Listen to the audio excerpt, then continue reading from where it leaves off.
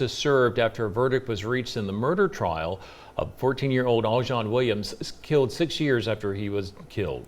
WWAY Celeste Smith was there for the trial. Hi Celeste, 6 years later, I know this must have been emotional for the family. Hi Hannah, yes, the family shed tears in the courtroom when the jury returned with a guilty verdict for 25-year-old Cedric Burnett, who was facing first-degree murder charges in the death of Aljon Williams.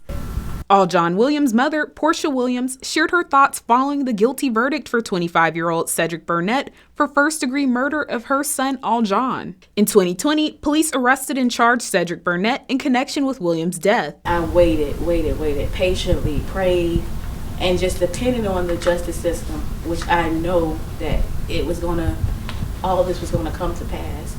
Aljon Williams was shot and killed in 2016 while walking home near the corner of Emory Street and Stewart Circle in the Creekwood neighborhood. The trial began April 4th with the verdict coming around noon today. Following the verdict, Burnett was sentenced to life without parole. District Attorney Ben David commended Williams' family for their trust in the justice system. I had the pleasure of shaking his hand as a sixth grader walking into DC Virgo.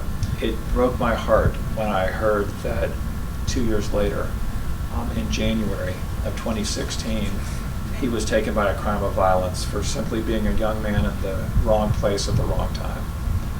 We committed at that very moment that we were going to be getting justice for him. His family described Aljon as a young teen with a bright smile, a strong love for basketball, and a loving spirit. And that although there is a verdict, the family is still healing. I feel like a weight has been lifted off of me. But like I stated before, the journey, the path for healing, I feel like it's just beginning. No mother wants to sit through all of this or lose a child, and it's been very, very hard.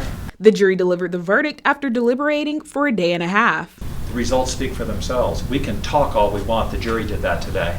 And what they said resoundingly, unanimously, is this is the worst crime under the law, and the judge gave the only sentence prescribed by it, which is life without the possibility of parole for a young man who was a teenager at the time of this crime.